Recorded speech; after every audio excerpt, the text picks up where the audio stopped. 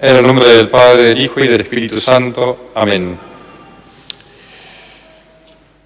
Quinto domingo después de Pentecostés. En la misa de hoy,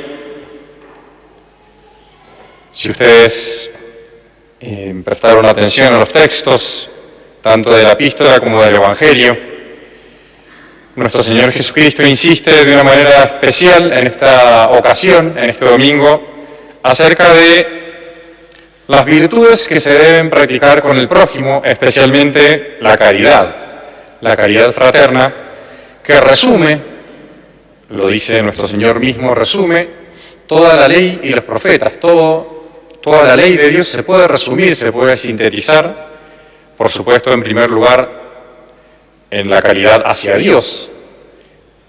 Dios es el primero a quien debemos dirigir todo nuestro corazón, nuestro amor, nuestras fuerzas, pero luego la manera concreta en esta tierra de mostrar ese amor a Dios es el amor al prójimo. Y podemos decir también, al revés, un poco el termómetro con el cual podemos nosotros medir nuestro amor verdadero a Dios es cuánto amamos al prójimo, qué actitud tenemos hacia el prójimo. En el Evangelio, nuestro Señor perfecciona el quinto mandamiento, que es no matar, justamente diciendo no solamente que no tenemos que matar, sino que debemos evitar también todos aquellos sentimientos, pensamientos e intenciones interiores que llevan a infringir ese mandamiento.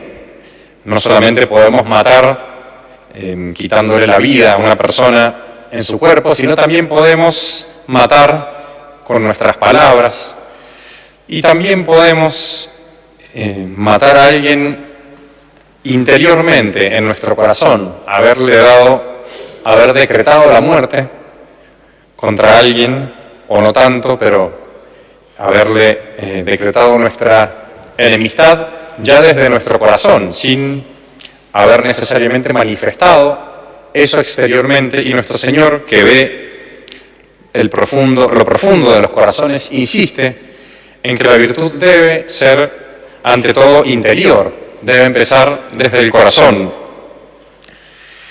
De hecho, es muy interesante cómo la Iglesia coloca también esta epístola de San Pedro, en que termina diciendo San Pedro: santificad a Cristo como Señor en vuestros corazones, justamente haciendo hincapié en las disposiciones del corazón. Nuestro Señor le va a reprochar a los fariseos, justamente a los hipócritas, que eran los fariseos, como ellos eran tan ejemplares y tan intachables en el cumplimiento exterior de la ley de Dios, de los ritos litúrgicos, de las oraciones también que tenían que hacer exteriormente, y sin embargo su corazón estaba tan lejos de nuestro Señor.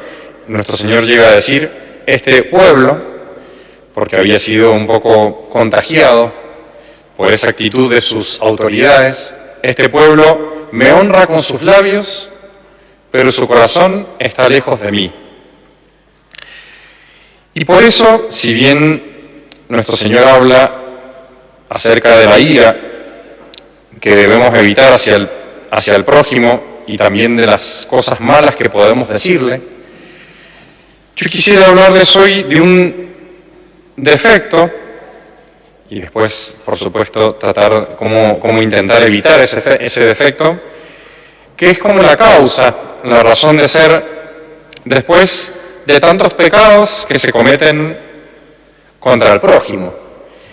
Y ese defecto es el juicio temerario. El juicio temerario es pensar en nuestra inteligencia, por supuesto siempre alimentada por nuestra imaginación, por nuestra memoria, por las palabras que nos hayan podido decir, pensar, emitir un juicio acerca de una persona sin los elementos suficientes, sin la certeza para poder emitir ese pensamiento, y justamente la causa muchas veces de la falta de calidad, de las faltas que cometemos después de palabra o de acto contra el prójimo, viene de esta causa, de formarnos nosotros mismos un juicio, un pensamiento acerca de los demás que casi siempre es errado, casi siempre es al menos incompleto, y en todo caso, por ser incompleto, no tiene todos los elementos necesarios para poder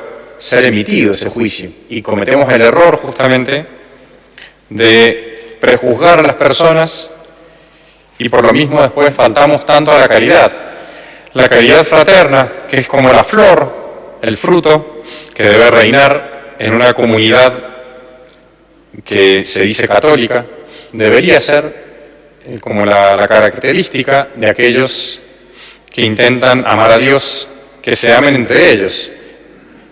Es lo que decían las personas que veían a los cristianos de los primeros tiempos, decían: ved cuánto se aman. Era el amor que se manifestaban, la señal, la manifestación de que eran verdaderos hijos de Dios. La palabra juicio, haciendo referencia ya al juicio temerario, significa la determinación, la recta determinación de las cosas justas. Por eso la palabra juicio, porque se juzgan las cosas, y propiamente le corresponde a la autoridad, al juez, en este caso, cuando es un juicio humano, qué cosas son conformes a la ley y cuáles no. Luego se ha ampliado el sentido de esta palabra y ha pasado a designar la recta determinación de cualquier persona, no solamente del juez, de esa persona que está obligado por su cargo a emitir justamente un juicio conforme a la ley. Y cuando Santo Tomás se pregunta si es lícito juzgar a alguien, si podemos o no juzgar a una persona, dice que hay 3 modos en que un juicio sobre una persona puede ser vicioso, puede ser desordenado,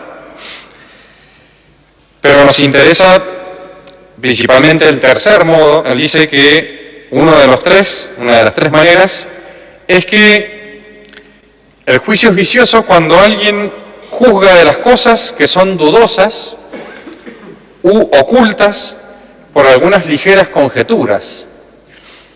Y a eso justamente se le llama juicio temerario, a partir de conjeturas, a partir de ideas preconcebidas, incluso puede ser también a partir de hechos que nosotros veamos realizados exteriormente, es juzgar a una persona en su actitud a partir de esos hechos que no son elementos completos para poder juzgar el corazón de una persona, aunque podamos reconocer objetivamente que lo que hizo estuvo mal exteriormente, porque se hizo algo malo. Y dice, Santo Tomás avanza un poco más, dice que el tener una mala opinión de otro sin causa suficiente hace que se desprecie indebidamente, ya se desprecia a esa persona de manera incorrecta, y justamente ese desprecio es el que después provoca la ira o la maledicencia, cuando se habla mal sobre la persona sin fundamento real. Es verdad que hay hechos humanos que es necesario juzgar, y esta tarea no le corresponde a cualquier persona, sino a aquellas que lo deben hacer por razón del cargo o función que deben cumplir. A veces es necesario, se debe juzgar cuando se ocupa un cargo por el cual es necesario juzgar ciertos hechos y tomar ciertas decisiones. A un Un gobernante le corresponde, tiene el deber de juzgar a sus súbditos en la ciudad. A un padre de familia le corresponde juzgar a sus hijos, mirarlos, ver qué acciones realizan y en función de ello tomar las medidas, las decisiones prudentes para educarlos, justamente para conducirlos hacia el bien. El padre y la madre deben juzgar a sus hijos, deben verlos, mirarlos, observarlos y tomar decisiones. El sacerdote debe juzgar también a los fieles.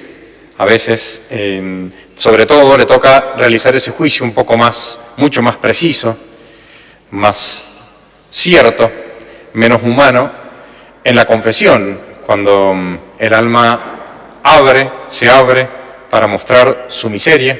Allí es donde el sacerdote debe juzgar en nombre de Cristo los pecados, las faltas del alma para poder absolverlas si cumple con las condiciones requeridas. Sin embargo, somos testigos de qué difícil se hace juzgar con rectitud, qué difícil es juzgar a las personas con rectitud, y realmente para eso hace falta que el juez tenga la virtud necesaria, aunque le toca juzgar y lo tiene que hacer. Mientras mayor virtud se tenga, mientras mayor honestidad y por supuesto mientras se viva en gracia, pues más certero, más correcto va a ser el juicio de la persona. Si un gobernante, por ejemplo, quisiera juzgar a un ladrón, lo más conveniente sería que él mismo no robe, porque si no fácilmente va a justificar en sus súbditos aquello que él mismo hace. Aunque puede y debe juzgar al ladrón, pues para que su juicio sea correcto y sea objetivo, imparcial, pues lo más conveniente sería que él tuviera la virtud necesaria para poder estar desprendido de ese crimen o de ese pecado que está juzgando. Por eso es tan necesario que la autoridad pues esté revestida de virtud. No siempre en las cosas humanas sucede, pero es lo más conveniente. Hace falta mucha virtud. Por eso se ve hoy cómo socialmente se juzgan las cosas de una manera tan errada, tan equivocada, porque cada vez hay menos virtud, y entonces se ve y se juzga como bueno lo que es malo, se juzga como malo lo que es bueno. De hecho, un síntoma muy grave de la sociedad en la que vivimos hoy día es que muchas veces personas grandes, de edad, sobre todo las personas de edad que han tenido la oportunidad de conocer una sociedad, al menos naturalmente, más virtuosa, con menos defectos sociales, sociedades en las que se castigaba, por lo menos se señalaba de una manera más pública el error. Personas de edad hoy día pues fácilmente dejan pasar vicios, defectos tan notorios, a veces en sus mismos parientes, en personas que conocen, porque las cosas han cambiado, porque la sociedad está distinta. Hay que dejar pasar incluso a veces pecados contra la misma naturaleza. Se está viendo mucho en personas grandes que no necesariamente están de acuerdo con eso porque han conocido una sociedad bastante diferente a la actual y sin embargo pues aceptan que las cosas tienen que cambiar.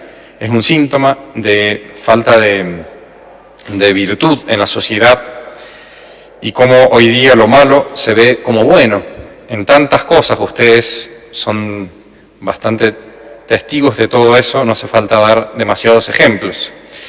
Y si es difícil juzgar en el orden natural y exterior, en lo exterior, ¿cuánto más difícil será juzgar las cosas según el orden sobrenatural e interior?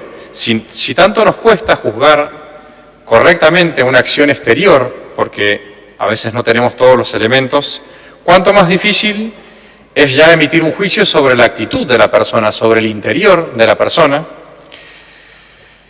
que puede fácilmente ser más cerrado todavía, porque no conocemos cuáles son los motivos, lo que movió a esa persona a hacer lo que hizo. Por eso hay que tener en cuenta, sobre todo entre nosotros, que nos decimos católicos y somos católicos por la gracia de Dios, tratamos de vivir unidos a Dios, hay que saber que la vida de la gracia, la vida sobrenatural en nosotros, es algo bien real, muy verdadero, pero que es un tesoro escondido, es una acción que va realizando nuestro Señor en nuestras almas, y en esa acción nuestro Señor muchas veces deja para nuestra misma humildad y también para que su estrategia no se vea, porque Él sabe de qué manera conviene purificar los corazones, muchas veces va dejando en las personas ciertos defectos exteriores, ciertos defectos que tienen que ver muchas veces con el temperamento o con una educación que se ha recibido, no todos reciben la misma educación. Puede dejar esos defectos y sin embargo ir realizando su gran obra en un alma. Por supuesto que el santo no solamente es aquel que interiormente busca a Dios, sino que ya refleja en su exterior, en sus obras, esa unión con Dios. Refleja perfectamente, aún en sus obras exteriores, la obra de Dios. Pero en todas las almas que van viviendo de la vida de la gracia, nuestro Señor va buscando esa santidad en las almas, va buscando esa purificación. Y fácilmente nosotros podemos ver cosas exteriores, actitudes exteriores que no concuerdan con la actitud interior, con lo que la persona realmente delante de Dios quiere, o la misma mirada que tiene Dios sobre ella. Al sacerdote se le hace más fácil muchas veces frenar sus mismos juicios, porque tenemos la oportunidad en la confesión de poder conocer mejor a las personas, y a veces uno se sorprende, personas que pueden parecer más defectuosas exteriormente y sin embargo delante de Dios, a los ojos de Dios, son bastante virtuosas, bastante buenas, o al revés, personas que pueden parecer muy pulcras, muy ordenadas en el cumplimiento de los deberes religiosos, sin embargo tener un corazón tan alejado de Dios, tan distante de la verdadera caridad. Por eso, realmente, si uno tuviera que decir quién puede juzgar correctamente, solamente el santo. El santo, la persona que es bien virtuosa, que ha llegado a identificarse con la voluntad de Dios, es aquel que en general no suele equivocarse en el juicio que realiza sobre los demás, porque si emite un juicio, en general es cierto, es correcto, y si no, no lo emite, porque sabe que no cuenta con los elementos, con las condiciones para poder, pues, juzgar a otra persona. Y por eso se entiende esa frase de nuestro Señor: no juzguéis y no seréis juzgados. Nuestro Señor hace referencia justamente a ese criterio que nosotros podemos hacernos de una persona juzgando su actitud y que nos puede llevar a faltar a la caridad y a herir a la persona, a dañarla, y de esa manera herir el bien común. Somos una familia y en la medida en que los lazos de unión se rompen, se va resquebrajando la misma institución, la misma familia, la misma comunidad. Por eso quisiera simplemente darles 3 consejos, también a uno mismo siempre trata de predicarse para poder cumplirlo. En primer lugar, siempre recordar que solo vemos un aspecto muy secundario de los actos de una persona. Dice la Sagrada Escritura, el hombre ve el rostro, pero Dios ve el corazón. No podemos fácilmente pensar que vemos el corazón de las personas. Solamente Dios conoce bien las fibras más íntimas del corazón de alguien. Es muy fácil equivocarse, entonces recordar que solamente vemos aspectos secundarios muchas veces de los actos de los demás, aunque sean exteriormente defectuosos, no dejan de ser secundarios respecto de la actitud interior que puede tener una persona hacia Dios. Mis pensamientos no son vuestros pensamientos y vuestros caminos no son mis caminos, dice Dios en el Espíritu Santo en la Sagrada Escritura. En segundo lugar, sirve mucho la humildad respecto de nuestra opinión de las cosas y de las personas. Pensar primero en cuántas cosas tenemos que mejorar, cuántas cosas tenemos que cambiar, para poder recién empezar a pensar en los demás. Por eso nuestro Señor le dice a los fariseos cuando empezaron a juzgar a María Magdalena, esa pecadora con la que estaba hablando nuestro Señor les dice, el que esté libre de pecado, que tire la primera piedra, y dice el Evangelio que se empezaron a ir los que la acusaban, dice desde los más ancianos, desde los más antiguos, porque mientras más años pasan en la vida, más uno sabe cuántas cosas tiene que pagar y devolverle a nuestro Señor y corregir en su alma. Y en tercer lugar, una regla que nos puede servir a todos, una regla muy práctica, pero que es muy eficaz para no cometer faltas contra la caridad. Cuando hablemos del prójimo, a no ser que haya una necesidad por el cargo o el oficio que se ocupa, acordarse de ese principio que ayuda a no cometer este tipo de faltas, que es la frase que dice, del prójimo se habla bien o no se habla. Se habla cosas buenas, verdaderas, que se conozcan de él, o no se habla. Tratar de imitar también la actitud misericordiosa de nuestro Señor Jesucristo, justamente con Santa María Magdalena, que fue una gran pecadora y se convirtió después en una gran santa, y él le dijo, mujer, ¿dónde están ellos? ¿Ninguno te condena? Ella le respondió, ninguno, Señor, yo tampoco te condeno, vete, desde ahora no peques más. Ave María Purísima, en el nombre del Padre, del Hijo y del Espíritu Santo. Amén.